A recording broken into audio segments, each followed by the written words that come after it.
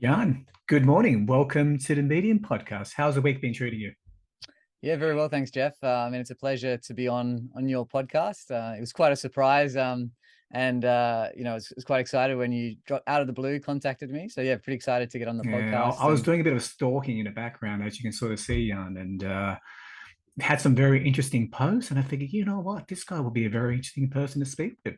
all right, well, I hope I don't let you down on that one, Jeff. So But I yeah, think we have a bit of people in the background who had a vested interest, so no pressure, right? that's right, that's right. Yeah, I don't know if you've already or whether you share with your listeners later, but obviously we've worked for the same firm before, but we Mm, never actually worked together. So obviously we know a few of the same people, but yeah, never indeed, had the indeed. pleasure of working together. So great to kind of be on your podcast now, Jeff. I had a bit of a look at what you've done over your career, and it's pretty interesting in itself. So hopefully you get the chance to be on your own podcast at some point. Oh yeah, maybe it's always open, and unlike what we talked about, I'm just trying to topple Joe Rogan. It's going to take me some time. It's going to take me some time, right? But Yeah, you yeah, got to yeah. start somewhere, right? Yeah, just maybe not with the lawsuits. That's probably the way to Oh, go. well, I think they're part and parcel of what this sort of thing entails, right? Yeah, true, true. Good point. You know what I mean? But yeah, to take some very interesting question here. Um, Tell me, what are these injustices? Tell me. I like what your approach is. Tell me what's going on in this world. Wow. Okay. Yeah. Talking. I mean, I guess you warned me up front that you were going to come with maybe some loaded questions. So, Yeah. yeah. I mean, it's quite a deep sort of long-winded answer that I could have for you. Maybe just firstly in a nutshell, and happy to kind of delve deeper as in what you think your listeners would most like to hear about. But for me, ever since I grew up, all I remember is having quite a strong sense of wanting social justice. And so whenever I saw some sort of unfairness in the world, whether it was to an individual or a group of people, Mm, I always struggled with that on a not only like a logical kind of brain level, but also just on an emotional level. So my closest friend since I was six, Sri Lankan guy, great guy that I've been with friends for so long. Unfortunately, he no longer lives in Australia, lives in Canada, but Wim mm.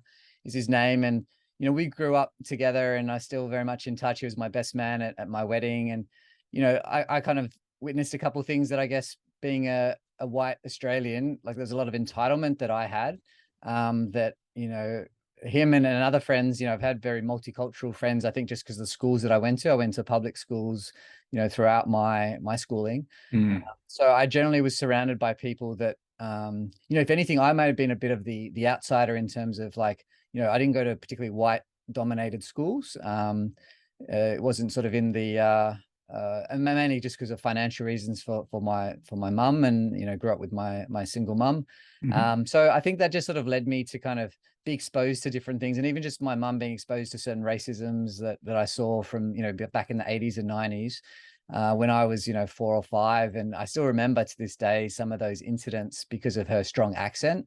And so that I think helped shape what was important to me. So I've done various things both work wise but also personally, like the Big Brother program. I've been mentoring a young man Mhm. now for over 10 years, and it's just been amazing to see him grow and develop. And he actually went to the same high school and primary school as me, which Oh, was nice. coincidental. Yeah. And I happened to know his grandfather, who ran a local sort of shop down the road. And just being able to, I guess, help in any way that I can.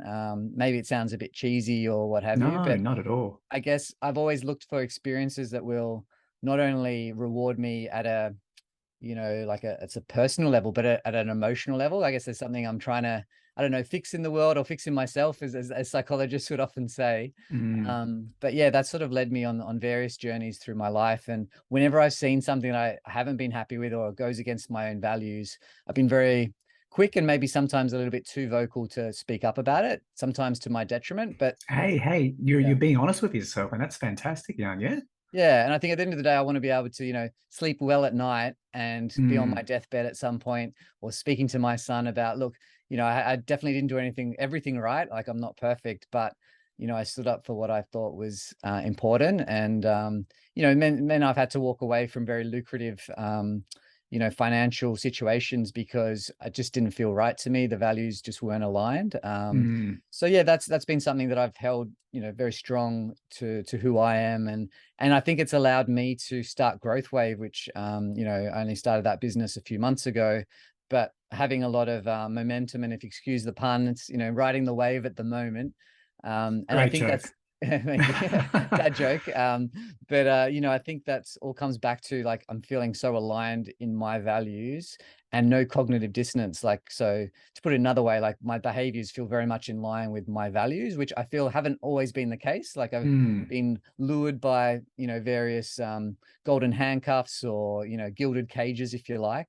But being free of that, even if it means I financially am worse off, like I feel the long run, my soul almost, again, that sounds maybe esoteric, but it's a more aligned level that just gives me the energy that I can wake up and feel like I'm making some sort of difference, even if it's a small one, but whatever impact I'm making is in line with those values. Hmm. You mentioned the childhood experiences, Jan. Mm. What was it that sort of prompted you to go down that sort of social justice? Was it a specific event, or was it a series of observations that made you realize, wait a second, Yeah. that's not cool? Yeah. It's hard for me to pinpoint because I think for anyone, like you only know the experiences that you have. So to Good say point. what would have Very been good point. like differently had, maybe my dad been around more, had my mother not had, to work as a single mum and try to provide for me. Like and don't get me wrong, like we didn't grow up dirt poor or anything like that. Like I never felt that I missed out on something, but I was very cognizant of not not stretching the budget. And even now, like, financially, like my wife and my son and I are doing fine. Like I don't need to worry, but I still have a very kind of probably frugal mindset because one, I don't want to have some sort of pressure that, anyone owns me or that, like I have sort of stretched beyond my means. Like that's really important to me. And I think my mum, through, no intention of herself, but, she role modeled to me how to live a frugal and still satisfying life. Like I see her and she's still frugal to this day. But, I see her very happy and seeing her with my son. And, when we catch up, I can see that she doesn't need all those, cosmetic things or, Hmm. physical things. It's more about the experiences and seeing the family that she loves. And she's had to make some pretty big sacrifices and decisions for myself and for herself over her life. So I think that role modeling at a very young age sort of set me on that path. But yeah, to be able to pinpoint it, I can't probably answer that one for you, Jeff. It's interesting, eh? So when you say frugal, it's very much being resourceful. Like I think sometimes the word frugal has some sort of, in a way, has a bit of a negative connotation sometimes, I find. I'm not too sure if Yeah. you agree, yeah. And I think a better word, correct if I'm wrong, would be resourcefulness. Yeah, I mean, I think you're right. There's probably some connotations with the word frugal that are a little bit negative. I guess for myself, like I feel that I'm fine with that word. Like, I think Mm. if someone was to You're say comfortable I'm with it. cheap, maybe I would take that as a little bit more of an insult. And like, I don't feel that I'm cheap. Like, I try to invest and spend money on the things that I think are of value. Mm. But yeah, I'm careful in the sense that like, I won't just willy-nilly go out there and spend more money on something just for the status or like, we have a nice-ish car, but it's just like it's a Honda. It's not like I haven't gone for an Audi, you Come on, know. Jan. I'm expecting a Rolls-Royce Phantom chauffeur. Yeah. Sorry, Jeff, to disappoint. I wasn't quite at the trading level of maybe some of your peers at our previous post, employer. But yeah, like I mean, again, financially doing all right, but we're in a humble home, almost mortgage free, which is very, very fortunate for us to be in that kind of position. And it's thanks to, again, like some great employers that paid me very well, including our mutual Mm. ex-employer. So yeah, I definitely grateful for those opportunities. But at the same time, like I'm not going to stretch myself or my wife and I are not going to stretch ourselves that we suddenly have a mortgage where if interest rates go up, we're suddenly going to struggle. That's just not the way that I like to You operate. rather be prudent. Yeah, yeah, prudent. I think that's maybe another good word to use. So Mm. I don't mind the label, I guess, of frugal myself. Maybe Yeah. don't call me cheap, Jeff, but that's that's Hey, fine. what's funny, like just knowing you a bit more and seeing you in person, even if someone were to say that you were cheap, Jan, I'm pretty sure you know have that sort of composure and comfort to go, you know what? Thank you for letting me know. Yes, I am, but that's okay. And you move on, yeah? So yeah, like, I'm definitely a big believer in feedback. Feedback's a big part of, I guess, what I do in terms of the work that I do, but also in terms of my self-development and how I try to, give my son feedback and those around me, in that sort of intent of continuous improvement. Yeah, like I definitely feel if someone gave me that feedback, I'll take it on the chin if I need to. But yeah. Yeah, I think we're only human to sort of take any feedback at the onset as a bit of a wait a second, who are you to tell me? But then you sort of got to think back and you know what? Maybe that's pretty constructive. I'll take it on Yeah. board, right? Especially if the intent is good. I think that's the key thing, and, having somewhat of a relationship or knowing that the intent is good, I think any feedback, no matter how badly delivered, can be, received in the right way, hopefully. Hmm. I'm sensing a lot of self-awareness, which is fantastic. Well, I don't know. Like, I guess I'll leave that for others to judge. I'm sure Hmm. there's stakeholders that I've had in the past that maybe wouldn't agree with that, but I like to think that I am, Yeah. self-aware. I definitely spend a lot of time on self-reflection and, just little things like journaling, or I've been finding like writing a lot, on LinkedIn and maybe a little bit too much at times. I'm getting some feedback from time to time. It's like, oh wow, Jan, you're pretty busy there on LinkedIn.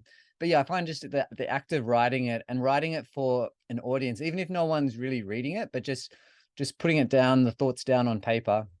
I just find it's so helpful for me to process and hopefully then Hmm. take what I've learned and then kind of adapt and run with it. I mean, in a similar way, like, you know, for all the things that I learned at that trading company that we're at, like I've been able to apply some of those principles that I really align to, particularly early on, that I've now applied to my business. So, Oh, wow. you What know, are these principles, if you don't mind sharing? oh yeah, sure, sure. Well, you probably know the name Johan. I mean, he's very well known, particularly in the Netherlands. But he started Optiva, and I guess he's kind of like a one of the forefathers, if you like, of market making. And when you look at the history of Optiva, for example, it was real competitive. Like it was trying to really turn the status quo on its head around the big banks. They were charging these huge margins on buy and sell trades on the various markets. And so Johan with I believe his other, I don't know if it was one or two founders, but there was at least one other. I'm not sure of the name, but hang on, like there's a real opportunity here to squeeze the margin and be able to offer a better price, buy and sell price, and to effectively people who want to trade. Hmm. And that basically started modern day market making. So in a similar way, so what I do with my business is, I see in the consulting status quo companies, there's these massive margins that they charge on their people. And I think it's just ripe for disruption. So, I don't charge any margins on any of the people in my business that I have. I only make money when I actually do, if I do work for a client or if I do some project management or QA, quality assurance, pulling it together. So I apply that principle. The other principle that I apply is, paying best in market. So Optiva is renowned for paying exceptionally well. And that started really from Johan and doing profit share from a very early point. And so I make sure that all of the consultants that work with me are paid best in market. So we're, and I'll just use some round numbers, but we're like a standard sort of status quo consulting house. They might pay $1,000 a day, Hmm. and maybe a bit more, but they'll pay 1,000 perhaps a day, and then they'll charge out at a minimum 3,000, but often 5,000 or even more. Ah, hence the margin, like you said. Yeah, so they're charging like a 300% margin. I will charge zero margin. So what that allows me to do is pass everything on very transparently, and which is another principle of Johann's around transparency, Hmm, is interesting. yeah, charge basic and be transparent to the client and to the consultant so they know they're getting a good deal. I'm not hiding anything. I share with them the exact pricing and the exact thing that the consultants and the clients get and say, look, this is exactly what you'll get. So they get paid, usually two times, three, maybe even a little bit more, up to three times or more of what the market would pay them, so that they have, essentially want to work the growth wave. So it's applying that principle. The other principle is keeping costs really low. So we don't have the mahogany table. We've got the no offices per se. We do have some memberships at say Regis offices, so we can access offices as and when our clients need it, and if we need to be on the road. but most clients want us to go to them. So I'm not going to charge my clients for offices that aren't necessary. Rather, Mm, I would rather keep the cost low for clients so I can pass on those savings, but also to make sure that I'm keeping the business in a really um, high cash flow position, because I know most small businesses, they struggle or they fail in the first few years, not often because of profit, but because of cash flow issues. So if I can address that cash flow challenge, I think this business is highly viable. And I was able to, again, sorry, I don't want to sort of do the humble brag or blow my own trumpet too much, but just maybe quickly, if you indulge me, like being able to, meet our costs within 3 weeks of operation was quite surprising. I was expecting it might take at least till the end of the year, but to already be in a positive profit position so early on, I think just goes to show that I think clients also want to work with ethical consulting companies that are actually doing the right thing by the people, the consultants, but also mm. by them as a client. So it's a different proposition, and I'm hoping that it's one It that, sounds very simple, but yeah, and look after your people. absolutely. It's not There was rocket a, science. there was an interesting article in AFR yesterday about did some surveys about what's most important to Mm, workers out there, yeah, and naturally, a table tennis table would be nice. Free food is nice, yeah, free gym membership is nice, but fundamentally, pay me well, yeah, exactly. Pay me fairly. And I think, pay you fairly, right? It's simple, isn't it? yeah, and people deserve that. And I think, like, again, with growth wave, people could go out and do their own, and I'm all for that. I don't make, any of the consultants sign any restrictive clauses about non-compete. I don't believe any of the clients that we have are our clients, that we don't own them. If ultimately a client would rather work with another consulting company or another consultant, Hmm. by all means, I'd rather them work with the people that they feel they should work with. On the flip side, I also want to make a proposition where the consultants will get paid the best that they can, because, we're a company as opposed to an individual, which often will get, sort of pulled down in terms of pay because they might not have the insurances, they might not have all of the other setup that Hmm. we do as a company and the indemnity and all that sort of stuff. And so we can offer an actual company experience, but then with the best in the people, because they've actually got skin in the game. They're getting, dollar for dollar what a client pays. So, they want to ideally work for Growth Wave, not just because, we're a great company and we do great work, but also because they're going to be rewarded better than if they did some similar type work at one of our, and I don't even want to say competitors, because I don't really believe in that whole competitive sort of argument. I believe you actually grow the pie. That's why all of our IP is just, I make that available. I'm always publishing Hmm. on LinkedIn. Anyone can take any of the stuff that we do, because if you Google hard enough, you can find it. Or if you get a few books, you can find everything that we do. But the difference is we want people to spend the money on helping them implement and helping them change something, not the fancy slide deck. Because anyone can do the fancy slide deck, but actually implementing it into the unique context of a business, that's the challenge. And our team, we all have the experience of both in-house, we've worked in companies, we've implemented for many, many years, but also externally. So we've worked in so many different environments, from universities to like financial services, you name it, which allows us to kind of borrow and think about how do we adapt a model or a concept to the Hmm. unique Interesting. proposition of that business, rather than saying this is best practice. Because I don't believe in best practice. I believe in what's fit for purpose. And so that's kind of the difference. That's a great distinction, isn't it? Well, yeah, thanks, Jeff. I'll take that as a compliment. Hey, I'm not going to disagree with you. So. but what you're sharing is very simple, right? You Mm, pay people well, yeah, you be transparent both to your customers and to your employees. yeah, You run a lean ship. Um, I'm sort of counting three key principles. Let me know if I missed anything. yeah. Um, So you touched on transparency already, didn't you? so obviously, you know, fair, equitable pay, look after Yep, your workers, transparency both to your customers and to your employees, running a lean sort of business that has the yep, benefit fundamentally of your customers and your workers. I think it's a yeah. powerful three. Yeah. Yeah, thank you. The other one I guess I would add is just around challenging the status quo. So, that's something that I think Johan demonstrated so well, and I'm sure Mm, he's still trying to like drive within the Optiva business. We're trying to really challenge the status quo of these consulting houses, because I think they've been in a position where, don't get me wrong, they hire some amazing people, and I've worked, and all of the people that are part of Growth Wave have worked for some of these companies. But I think fundamentally what they fail to do is, disrupt themselves. They're often good at helping clients say, look, you got to disrupt yourself to make sure that you're, the top of the market. But really, they've actually dropped the one thing that's most important for them to remain competitive, and that's disrupting themselves.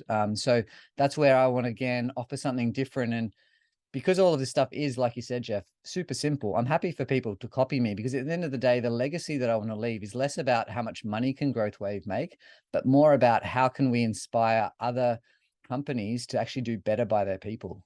So better in terms of the fairness of the pay, better in terms of the client experience, and better in terms of the mental health outcomes. So you may have read, and I was quite shocked but not surprised by this, but in the news, I think it was last week, that unfortunately an audit consultant, I believe, an EY, Mm, tragically took their life. I think it was someone in their early 30s, female, and it was after an event or something. I think they jumped, and I guess maybe we should give a trigger warning before people maybe listen to this part of the podcast. But I think what it demonstrates to me, and why I wasn't surprised but still shocked, is, I see this happening from, ex-colleagues, from friends that work in these organizations. And it's not just EY. So I'm not going to just say like, it's EY doing all the wrong things. It's actually the industry. It's actually these firms that make money by putting all this pressure on often quite young, inexperienced people. And it's the directors who are coming in, or the owners and partners that, they might swan in and sell a great product. And again, they've got some great IP. So I don't want to say that they don't, because they absolutely do. And they have great people. But then mm, unfortunately, what I think is happening is they're exploiting the people who are younger. And, there's high turnover, high mental health issues, because they're not looking after their number one resource, which is their people, which is crazy to me, because those businesses have nothing if they don't have great people. So already we're seeing, in the market, it's much harder to both attract and to retain people in these companies, because people are cottoning on to the fact, like, well, hang on, like, there's other industries or companies I could go to, because they don't even pay that well. Their model is more like, hey, if you've got our brand on your resume, you can probably get any job you want. And it's probably true, but at what cost? And I don't want anyone for Growth Wave to ever work for Growth Wave and have the feeling that they had to go through what people like myself and my colleagues had to go through in other organizations in order to succeed. mm. We need to redefine what success looks like. And that's what I'm trying to do in terms of inspiring people, both within the industry, but beyond the industry as well. And just for the audience, Jan, who might not be very familiar with how the consulting sort of business is set up, it's Mm. very much billable hours. Is that correct? Or is it? Absolutely. Yeah. And so what they'll generally have is like the directors or the partners that I mentioned Mm, before, and they'll have sales targets. So, let's again use some round numbers. It might be like 1, 2, or maybe 5 million or whatever it is a year. And they'll go out to the big clients and they'll say, okay, let's talk to you about what you need. And they'll price things up and they'll package it up. They'll do the nice presentations. Then what they'll typically do is something called the bait and switch, which I personally think is kind of unethical. I mean, it has on one side some benefit, and I'll explain what I mean by that. So the bait and switch is where it's like, okay, you get these really strong, heavy hitters that have had industry experience. They've been around for maybe 20, maybe mm, more years. Then they'll convince you that their solution or their way of helping you is going to make the difference. And as the saying goes, no one gets fired for hiring the top tier of consulting companies. I've heard about that too. Yeah. Yeah. But you pay a lot of money, and again, you get great people. So I'm not going to say you don't get great people, because you do. However, what tends to happen in most of these organizations is, as soon as a client is signed on the dotted line, they then switch and give you the inexperienced people, the really hungry people, like the people that really want to do well. So Mm. they're The people like doers, the I was. executioners. Yeah, and they're the insecure overachievers, which was very much me in my 20s. And so then they put them under all this pressure to, you got to deliver this, this, and this. And they may have never done this work in their life. They say, oh, look, we've got all the IP, we've got all the models, here you go. And often they don't get a lot of support. Now, I'm sure there's exceptions, and hopefully there's Mm, more and more exceptions to this. But then what happens is those individuals don't feel it's safe to speak up. They don't feel that it's safe to actually ask for help. And it can be as bad as what we saw happen in EY, where someone potentially takes their life. It could be as bad as having a mental breakdown, and the burnout rate is super high, and it's increased over Yeah, I COVID. hear a lot about that, Jan. But obviously, Yep. for myself, I've never come from the industry, so I don't really know.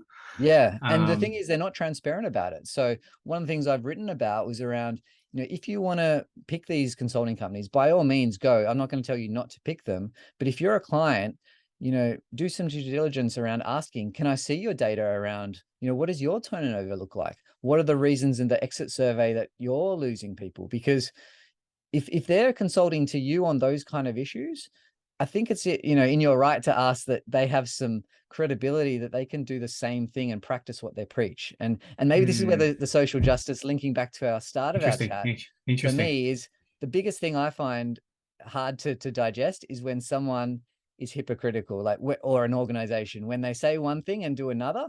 That's when I feel the fire in the belly, if you like. And I've left organizations as a result of seeing that It's pretty firsthand. rife, unfortunately, right? Like, if It I, is. you can probably say that happens a lot in a lot of industries.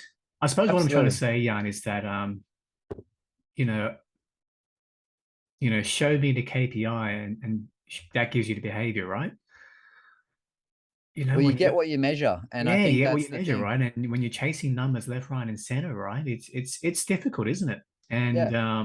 I mean, whether it's the Royal Commission, they saw, like, in terms of what some of the banks were doing in terms of, rewarding certain behaviors, and they were getting what they were measuring, but at what cost? And ultimately, they've had to flip a lot of their reward models mm, because it was so stuck towards what's best for the company and not the customer or the client. And in a similar way, lots of organizations are doing what's best for their bottom line or their shareholders, oh which mate, we got to get that. is We got important. to hit growth numbers there, Jan. We got to Yeah, improve yeah. EBITDA. They We've got to, do. you know And what there's I nothing mean? inherently wrong about profit and about wanting to make money. Like, I'm not a communist at that particular level of the Mm. spectrum. Maybe I'm a little bit more on the socialist spectrum around helping, people and providing for people. But I still believe profit is not a bad thing inherently. No, It's not at just all. how we go about getting that profit that I take issue with. So, I've had to learn, well, I've tried to influence internally in organizations, and, I'm not perfect by any stretch. I've definitely done things that I've regretted over my career. I think we Um, all have. yeah, and so what I try to do, and what Growth Wave's about, and why I never went back to another consulting company, was I wanted to be able to say yes or no to clients based on whether I felt there was a genuineness around helping people. So I'm all for people going, look, fessing up, we've made some big mistakes, we want to get better, Yeah. and I'll more than happily help them. But what I won't do is help organizations where they're just looking to provide cosmetic, put a bit of lipstick on the pig. It's still a pig at the end of the day. What I want to do is work with clients and companies and individuals that generally want to get better, because no one's perfect, myself included, and Mm. all of my colleagues.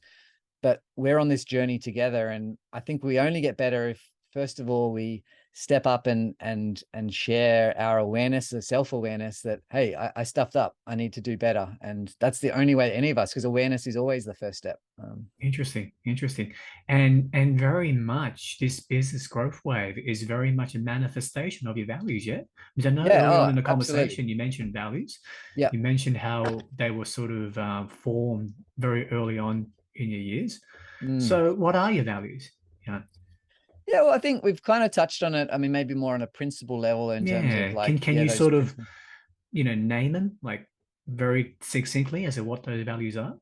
Yeah, it's a good question. I mean, something that I posted the other day, which, was resonating about, or just reflecting on, and something my wife said to me about, her own research, and she's a teacher, but, she Mm. was about sustainability, and it really spoke to me. So I wrote a short post on it. But to me, the three Ps, I don't know if you've heard this model before, Jeff, but it's like looking at planet, people, and profit. So you can't have a sustainable organization or Interesting. business if you don't have, in my view, and that's what, I stand for, is around, one, that we're looking after our planet. And it doesn't mean going around hugging trees all the time, but it does mean, like, that we're continuously trying to improve the footprint that we're leaving. So, like reducing our carbon footprint, not getting involved in too much like waste, whether it's e-waste or Physical paper waste. waste. Oh, sorry. Physical waste. Yeah, exactly. Yeah. So that's the number one principle. Number two, and they're not necessarily, not one's weighted more or less important. Mm. But number two, and the most important, at least for me, is people. And that's why I'm in the business that I'm in. It's why I've been in HR for, over 15 years, both internal and external, is because at the end of the day, I think, why are we on this planet? And, and what can we do? Ultimately, I think the earth is going to be all right in the long run. It's ultimately what we do to help the earth is not about really helping the earth at the end of the day. It's helping us survive as a species. So what's Mm. that about? It's our people. So, if we don't help the environment, if we don't help our fellow, humans, I think we're all the worse for it. So yeah, that's definitely why I'm in the game of, trying to help organizations, help leaders, and help people become better at what they do with their people. And that very much aligns to you personally, doesn't it? And I can hence in the response in the questionnaire, you mentioned that by living a life to your values, it gives you the energy Mm, just to keep going. Yeah. yeah, it's like a renewable Sort resource. of, Like I'm I, sort of seeing the yeah, sort of, thank you for sharing, on how obviously you told me about the beginning. I can mm, sort of see the transition, the movement, your history. yeah. It paints a very lovely picture of what you're hoping to achieve. So what is Thanks, the Jeff. goal? What is the goal? Yeah, Because well, I I know mean, you I mean with love it. growth wave or just life in general? Um, I like planet, people, profit. I think growth rate, you mentioned it's all about, you mentioned obviously personally, there's also the legacy of really helping people and Mm, helping organizations achieve a deeper solution, I yeah, believe, to yeah, their problems. Um, how about you? How about yourself? Because the reason why I say that is mm, that you mentioned your son. yeah, You yeah, mentioned a part about sort of obviously it was in the questionnaire, yeah. but more so about early on. You mentioned how do you sort Mm. of teach your son about his life when he grows up? Yeah, yeah. I mean, that was a big sort of turning point when I became a father. Hmm. Like I guess most children, he wasn't planned, but he was very much loved from the day that he was born and before that. But yeah, like he's been pivotal in terms of, I guess, my own personal transformation. So I was consulting for many years just before he was born, and then once he was born, and my wife and I, we went through quite a few challenges, as most new parents do, with Hmm. sleep and other things. And Oh, what are I you was talking traveling. about? It's a walk in the park. Yeah, walk in the park. They just come with a manual, and then you're Yeah, good to go. they basically go, you go to sleep, they're down. Oh, I wish, Jeff. I wish. So, you know, I, I was not being around both physically and emotionally and mentally as much as I would have liked, and in terms of what kind of father I wanted to be. And I guess a lot of that stemmed down to, like I mentioned before, I spent most of my childhood growing up with my mum, and my dad was in my life, but it was not like I would see him as often, anywhere near as often as I would It have just liked. wasn't the same. Yeah, exactly. It It is what it wasn't the is. Hey, same. And, yeah. he very hard worker in his own right as well. So, like for me, I already knew if I ever did become a father, because I wasn't too sure if I wanted to. And I guess destiny just chose that for us. But ultimately, like when he was born, I had to really face some harsh realities that I wasn't living up to what I was wanting to actually be, like the kind of dad and person I Mm. wanted to be. So that led me to go back internal and seek something more stable, where I wasn't traveling a lot. I wasn't under the same kind of pressures that I was in my external HR role, or consulting role, I should say. Ah, got So it. that Makes that was, sense. yeah. And then, but then also, like, I guess I worked my way up, and I probably got as far as I could in terms of the organization I went to then. And then COVID hit, and I had some great experiences doing work that I guess would be more around like a COO type sort of capacity, a lot of, BCP or business continuity planning and the like. And that was an amazing experience. But I think what it also, and lots of global projects, but what it also helped me realize was I was burning the candle at both ends. So I was trying to be everything to everyone. And I think when we fall into that trap, we end up being, no one for for nobody. And maybe that's a little bit Yeah. dramatic, but Well, as they say, if you stand for everything, you stand for nothing. 100%. So I needed to make some new, or not new, but differing priority decisions around well, what are my values, which I already knew, I guess, in my heart of hearts, but I wasn't really living them because I was waking up drained. I was, even though I might get 8 hours of sleep, I was actually waking up constantly tired because I'd be on late night calls, and then I'd be getting up early because of my son and trying to help my wife. Is that because you were trying to please everyone, or? Yeah, yeah, I think so. Well, maybe not please. Probably the way I would phrase it is more like I think I was trying to do it all without asking for help. And I think that's been maybe a bit of a theme that, the Mm, things that I need to teach, we often teach best. And I love this quote. I can't remember who says it, but I'm sure I could find it for you. But we teach best what we most need to learn. we And teach so, best what we most need to learn. yeah. So in my consulting experience, I teach a lot around emotional intelligence and around leading. And I think in some of my leadership roles, I've made some big mistakes, and I've written about this, and, um, and I think the reason I can often pick it up in other people is because I've made the same mistakes And you can sort myself. of And see it, repeating. exactly, exactly. So I think when we need to learn it ourselves, it's so much easier, and sometimes you see it in other people's relationships. You go, oh, how are they together? That's not going to work because of X, Y, Z. And often we're projecting something within ourselves. And so I think that what makes great consultants, and I'm obviously a bit biased saying that maybe I'm putting myself in that category, but it's because I think I've made the same mistakes, and I probably continue to some degree making some of those mistakes because, and that's what helps me identify it within my Mm. people that I coach or that I help develop and workshop. Do you find sometimes that people would only learn if they only make the mistakes themselves, or?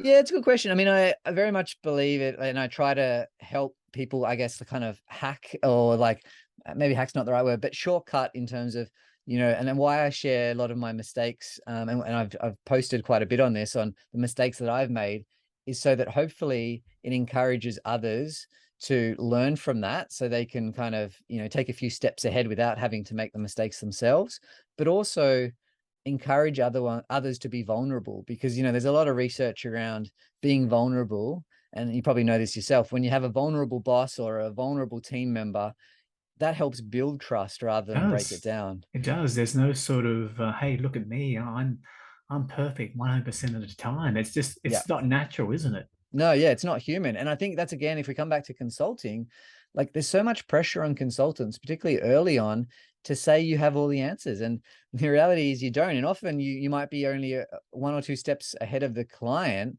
And I remember working with this great guy, Chris, many, many years ago, and we were on this big global project of looking at REM, and neither of us had ever really done like long-term incentives and stuff before. And he bought a book, and he was reading about it, and he would tell me in the morning, because I didn't have a lot of time, I was working on other stuff. He would tell me what would we be telling the client the next day. And if clients heard that at the time, they would be like, whoa, like, but the reality is most consultants, particularly if it's an area that they've not worked in, and in your early 20s and often your early 30s, you don't have a lot of experience to kind of leverage. So you're often, you're trying to read at the time of, and you're You're kind trying to of, lead, you're trying to read, you're trying to teach, you're trying to learn, you're trying to exactly. do everything in So one hit. it's kind of like you're trying to Mm. fly the plane while building it, or tie up your shoelaces while running.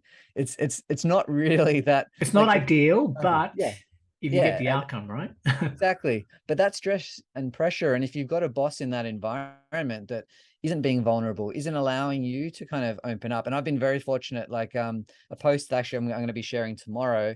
I guess by the time this goes to air, it will very be live. But Jane Fraser, which is a manager who now in CBA, like, but she was one of my first consulting managers, and she was amazing. Like, if it wasn't for her, I don't think I ever would have stuck in consulting as long as I did. Wow. Was there And something quite special that she helped you with, yeah, or? absolutely. Like, I mean, number one, I felt open enough to share some personal challenges that I was experiencing, like where I was feeling overworked, and like I wasn't bringing my best to the game, and I needed some time out to recharge. And she was just amazingly supportive, and I wish everyone had that kind of manager. Hmm. Unfortunately, she didn't stay my manager for long, and that's what ultimately led me to leave that particular organization. But yeah, she was, she's someone that I've tried to emulate, often in both my consulting, but also in my leadership In roles. terms of just being personable and being vulnerable, is that correct? Or? Yeah, I mean, I think the vulnerableness, like, I've often struggled with that with direct reports. Like, so I think she was much better at it than I was. But what I would try to emulate, which I think came a little bit more naturally to me, was just continuously checking in and asking. Now, I wouldn't always get people be forthcoming and sharing with me, and maybe that's because I wasn't being vulnerable enough myself. But I would True, always try true. to make it a point at every day and or every catch up, like, how things are going. What about, okay, leave work aside for a moment. How are you going? What's going on for you? And I think unfortunately not everyone felt comfortable to open up in my It's a career, tough but game. It's a it's tough game, tough. you know, Yeah. like you want to come out as empathetic and compassionate. You want to come out as genuine, but it's hard sometimes. I've been there. It's tricky. I Yeah. remember doing that during COVID over Zoom. Mm. It's hard. Oh, absolutely. Like It that was was, very difficult. yeah. I think, COVID, I mean, it was a big wake up for a lot of us, but in particular, like leading during COVID or during like hybrid working. I mean, I think that's the new challenge for our generation, or, the generations also coming up, because, it's a different ball game. And yes, you can work on culture and trust and all vulnerability, but you're at a real disadvantage. And I think unless you have some degree of face to face, it's almost impossible, I think, to build that. And I think that ultimately led me to realize that my role, at least me in that role, wasn't really that tenable during, everything I had going on, plus trying to manage a dispersed team, a team that was often not in the office. And I think the team definitely felt I wasn't doing as good a job as I would have liked to either, during that some of that Hey, time. that's okay. Yeah, and I guess that's just sort of some reflections, I guess, for your Yeah, no, listeners. I really appreciate you opening up, Jan. If you don't mind me asking, you mentioned just had a bit of a thought in my head. Mm, You made a lot of mistakes, and that is very much a value proposition that you can then share with your clients. yep. What has been one of those big, hairy mistakes that you're willing to share, of course? Yeah, yeah, no, sure. Look, and then there's a few, and definitely got some posts. So if anyone wants to look me up on LinkedIn, Sure. there's a whole article on. I think I talk about the key 5 mistakes that I've made, Give me the and if I biggest reflect, one, the biggest, hairiest one. well, often, I mean, I think the thing is, like, often, and I think it's a great question. We go to the biggest, hairiest, but I think it's actually the small things. And you do enough of the small things wrong, and that's actually where it adds up to the big things. Because, like, look, Interesting. I've never, Interesting. I've never like done something that was like illegal or like inappropriate or like misconduct, anything like that in a workplace. That's what I would consider huge things. But Oh, I the have accumulated, you mean? yeah, I have done so lots of little things, which, when I reflect, I go, that's why I was getting feedback, or that's why I wasn't getting feedback. And I think the biggest mistake I made was assuming that because I'm quite forthright with giving feedback, like I gave feedback to my CEO, to my COO, to, really the heavy hitters in organizations where making like multiples of what I was making. And maybe it's just the way I was brought up, but I didn't really like it. Didn't I would give feedback to my teachers. They probably didn't like it back in school, but I didn't feel like hierarchy was something that really held me back. So I probably assumed, or not probably, I think I did assume that maybe it was easier for other people than it really was. And particularly within HR, because, in HR, I probably had the expectation that everyone in my team, because they know the theory and they know and they teach others how to do it, that automatically that would mean that they could give me feedback as long as I just checked in and asked.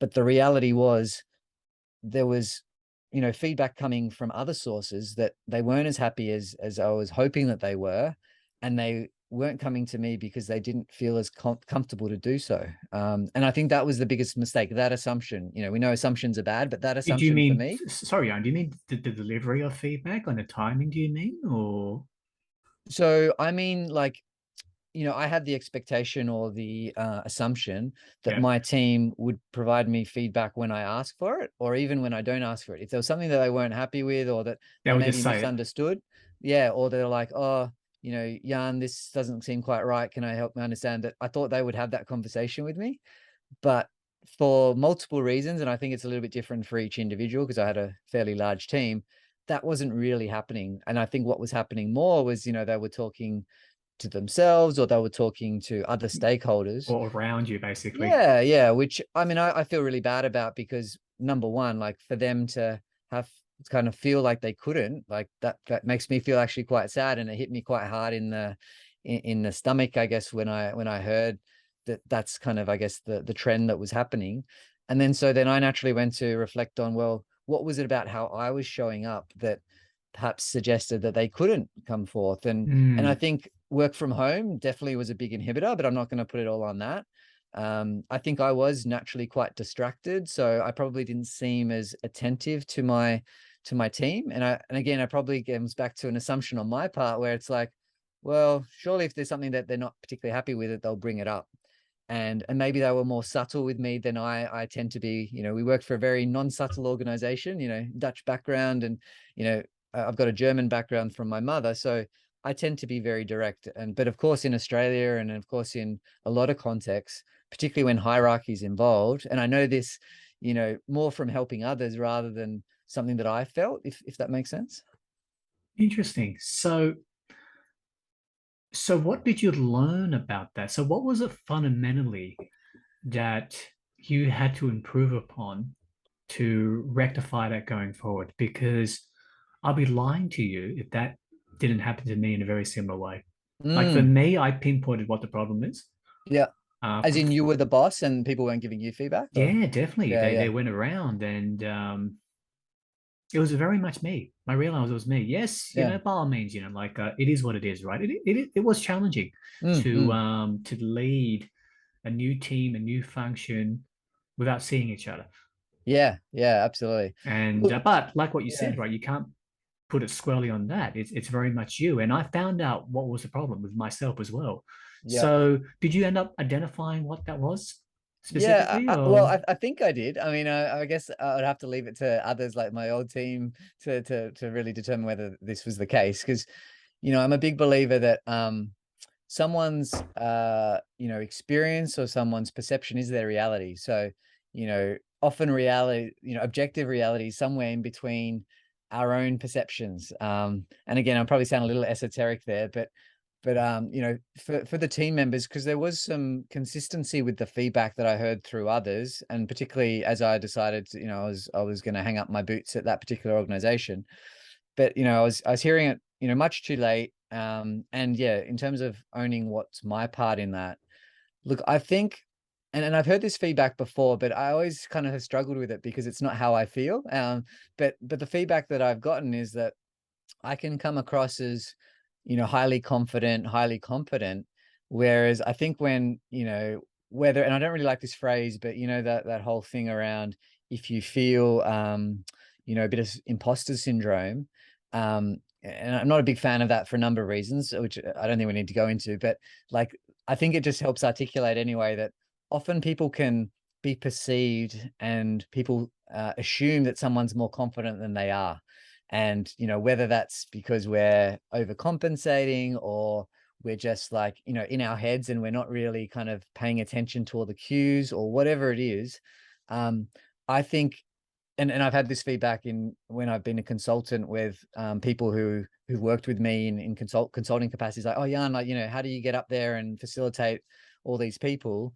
You seem so confident. And maybe inside I'm actually like, you know, ready to throw up in the bathroom. But I'm able to, for whatever reason, I guess, give that appearance, and I guess sometimes that polish. And people didn't like that? Is that Well, I correct? think what it does, it actually creates a divide, because then people come to the assumption, which I can completely understand and appreciate. I've probably done it for others, is that, oh, well, because he comes across as so confident and so capable, he must be. And so how could I possibly open up to that? Because he won't understand what it's like to, not be confident or not be. And so that's where, to me, it comes back to like Brene Brown stuff around, well, vulnerability, like, sharing that vulnerability, which has never been a strong point for me, particularly with my team. I think I'm getting hopefully better at it. And I think by writing about it and sharing it in the ether and, having these kind of conversations, Jeff, that, that hopefully people will see and appreciate that it is there. But sometimes I definitely would say I struggle to portray it, if that makes sense. Hmm. But you're being yourself, but aren't you? I think so. Yeah. Yeah. So, yeah, I mean, I think it's a tricky one, right? And I I think think, I yeah, think in terms of the I think in terms of the work relationship, I'm always a big fan of not relying on first impressions. yeah, Mm, And I'm very much a type of person where Jan may be acting in a certain way, yeah. like, but at the same time, I can't draw a conclusion or make any form of judgment until I actually see the guy, talk to him, and just Yeah. see how he is and understand where he came from, right? Um, I but think so. Just on that, Jeff, if you don't mind me interrupting, yeah, yeah, I yeah, go for think, it.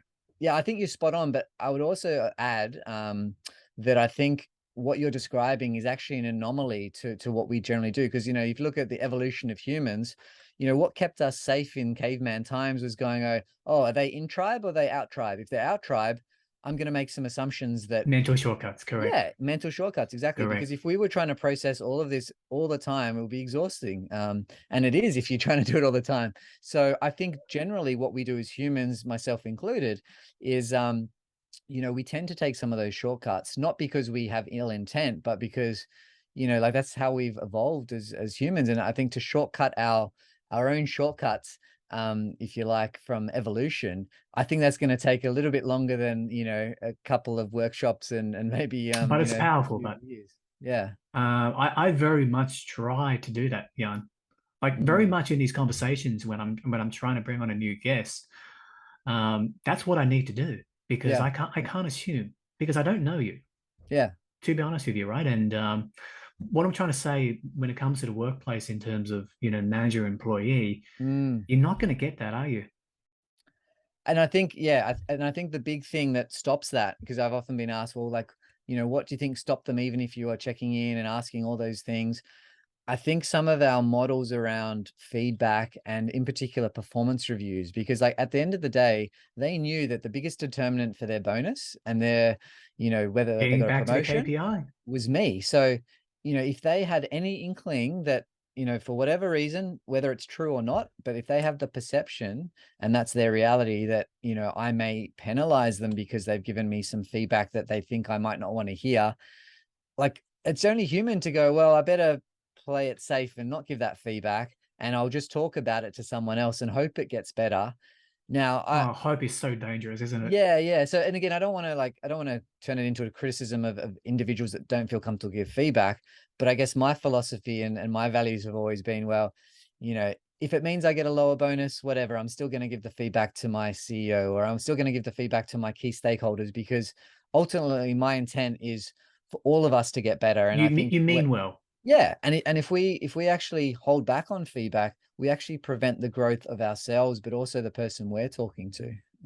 Um, But obviously, when you're in a large organization with multiple agendas and multiple egos, money's on the line, performance reviews, it's very hard to be yourself. Absolutely, absolutely. And that's why I think a lot of these systems and it's hard because I don't think there's any perfect solution. So you might go, No, it's a oh, tough Jan, well one. then, you're a REM expert or you do performance management. What's the silver bullet? And I don't really think there is one either. And some of those companies that kind of gotten rid of completely of ratings and stuff, they have their own issues and problems because they still have to have something in the back end, right? Like particularly if there's a bonus. Now, lots of companies don't do bonuses, so there's some benefits to that. But then, of course, other problems pop up like, well, why am I getting rewarded exactly like that other person that I know is working 50% less than me? Like, and in sometimes, whether it's government or other organizations that don't have kind of reward frameworks, there's definitely pros and cons. But I think you made a very good point earlier on in the conversation, Jan. It's less about best practice, more about fit for purpose. Absolutely. So, yeah, I mean, and then maybe even just coming back to those values, like, whenever I've made a pivot point in my career or decided to exit a business, it has been, when I look at the trend, and I probably have only really realized that in the last few months when I've really reflected, it's ultimately been when there's been a clash of values. And, I had to notice in myself that I wasn't waking up refreshed. I was waking up dreading going to work. I was waking up, not present, both at home. So, at home, I was thinking about work, and at work, I was thinking about home. And it was ultimately, I think, my psyche or whatever, subconscious, whatever you call it. Some people would call it your spirit, but like, that it was not in line with the values that I held true. So I had to come back to that and go, well, what actually are my values and how can I live those? And unfortunately, that meant for my last, place where I worked is I had to actually exit there because I didn't feel there was a viable solution to be able to be in line with those values. Did you try to be in line with those values, which is very much a Uh, contradiction to yourself, obviously? I mean, yeah, absolutely, absolutely. So, I was very much a believer, and I still am to a degree. But there's always caveats. Is that I thought there always are. yeah, you can always make change. Like it's always better to make change internally because as soon as you go external, there's other ramifications and often people try to save face or whatever. So I definitely tried to resolve things internally through the right means, like through leadership, through the executive team, the leadership team, which I had a lot of access to. And I was lucky, a lot of people didn't have that kind of access. And then even since leaving, I've tried to take a similar tact. Unfortunately, that's been met with, you know, um, either ignoring or denial, or like, again, it's a bit more of the covering the ass. And it's not about trying to expose, like, here's all these terrible things that have happened. It's actually more about, look, I want to help your business at the end of the day, even if I'm not part of it. Like, I believe in us all getting better. And the first step is making you aware of these things because maybe some of the leaders aren't aware of what's been going on. But yeah, I mean, sometimes, and I think we can either be treated as, um, messengers that are trying to help, or we can be treated as messages that need to be shot. And I think, unfortunately, a lot of organizations take that ladder because maybe that's how the law or how certain, Things people are have, way done. yeah, it's the way it's been done. And it's always Things are been done. ingrained, So and rightly or wrongly, exactly, it's exactly. it's So it's that organization's approach. And yeah, but to me, it seems like you made a good call. You realized that there was a misalignment. yeah, I think so. Um, And I hope, at some level, I hope, what I provided feedback on, gets addressed at some point or other because, you know, like any organization, I think there's certain duties of care and there's certain things that need to take place. And if those aren't there, I think they do come out one way or another at some point. So, but hey, yeah. it's their choice, right? Yes, but I Whether they mean, act upon it. maybe this is my part, I guess, of trying to, like, The a lot of justice my thing, life, maybe. I've tried to, yeah, take Got care of it. people Makes and sense. that justice, is a strong, and I always have to be a bit careful, right? Because sometimes it may lead me to say things that are not in the interests of myself. But on the flip side, I believe in, sharing the truth so that people can make their own decisions, like, at the end of the Mm. day. Um, When I have these conversations, Jan, I'm very much interested in the why behind why people do certain things. And mm, when you realize that, for me, there's less of a reason why I should judge because I don't mm, know where that person came from. I know yes. people act in a certain way, Mm. which doesn't make any sense whatsoever. But when you do uncover it, you sort of realize, okay, I get why XYZ does that. Yes. Yeah. But like what you said, society and human nature is very much about that mental shortcut. Mm, mm. Are you in that tribe or that tribe? Are you that color or that color? Yeah. We Yeah. always make an assumption. And Exactly. And you might be aware of that fallacy of logical fallacy around misattribution error. So there you what we'll go. generally do is, something bad that we do or that I do, I'm going to maybe blame that on something external. But then when someone does something that is considered bad, then you generally attribute that to something within their character, like a flaw or something. Exactly. It's very And we're hypocritical, isn't it? programmed to be like that. So unless we become aware of it and then decide, make a mental choice to actually not engage in that, we're You just going to do. keep falling into that trap over and over. Exactly. And whether people care or not, it's their choice, right? I had a good mentor back in the day, and he goes to me, never assume because you really do make an ass out of you and me. No, yeah. I've heard that one too. Yeah. Pretty good, eh? So It's simple, isn't it? And getting back to your business principles, they're yes, simple, yeah, absolutely. And but in a similar way, like, what story are we telling ourselves? Like, because we're hmm, all telling it, like, often we fall into this trap as well that we think we see the world for what it is, but we're seeing it through a lens. And I think that the Buddhists and the Stoics are very good at thinking about it in this way. But and I'm not like religious necessarily, but I like to kind of think about philosophy and psychology. And I think the learning there is like, we don't actually see the world for what it really is. We see it for what we've experienced in the past or what we anticipate. Yeah, we get anchored by the past, Exactly. we get influenced by whatever is around us. So to see something on a clean slate Yeah. is beautiful if you can do Yeah, that. yeah, absolutely. But again, like it hasn't been without its challenges. Like just sharing with you again, kind of, I Mm. guess bluntly, like I've unfortunately had to install CCTV at my own house because like there's someone that, somewhere I used to work that, I'm, a little bit concerned that, a bit volatile themselves. And so I've had to, engage police and speak with just, making sure that my family is protected because that's so important despite not wanting any ill will to anyone, but It's making unfortunate, sure isn't that, it, Jan? yeah, it is but I guess, yeah, these things happen. Yeah, like we it's a tough one, we try to control certain things, but very much, I don't want to get too philosophical, but it's very much out of our hands sometimes, isn't it? Because we are different. There's so many different agendas. And Absolutely. hopefully I was able to put your mind at ease when I want to thank you, Jan, for raising these certain things to me before our conversation.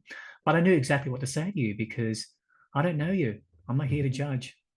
Thank you. Thanks, Jeff. I think Yeah. that's what makes you, such a good interviewer and podcast host, because you're able to come in without the assumptions and just ask the questions and, delve that little bit deeper, which I think often we all do as humans, we struggle with, like, because those surface level assumptions often are quite hard to get past. And we're our own worst enemy, I think, when it comes to some of those barriers to our own development and own perception. Yeah, no, I appreciate that, Jan. And that's what I'm trying to achieve, really. Mm, Just having these honest conversations, and I very much it takes two to dance. yes. So Yeah. your sort of appreciation of how I approach things is very much on you too Hmm. for being so open with me. Yeah. Thank you. Thank you, Jeff. It's been a great conversation. If we sort of park everything, right? Like this is sort of the final question where it's going to be a bit of a googly one, right? And Yeah. I've enjoyed this one. I've actually let this one run for quite some time now because I've actually Oh, really thank you. enjoyed it and learned a lot Cool. from you, right? Hopefully you won't edit out all everything we've been talking about as yet. I'll tell you straight away, Yeah. 99% of the time I do zero edits Nice. Okay, great. I because I like it. wanted to capture the person for what it is, right? Now, let's park everything, yeah? Let's take away everything. Let's give you a bit of Mm, a different type of question. sure. There's a comet coming. Mm, It's approaching Earth. It's the size of Australia. mm-hmm, mm-hmm. It's going to end the world, right? Yeah. Which camp are you on? Are you the side of the people who want to be made aware that a Mm, comet is coming and that mm, it will hit Earth in 1 week's time? mm, Or are you in the other camp who would rather live their life in absolute ignorance that is a mm. comet coming to basically end life? Which camp are you in?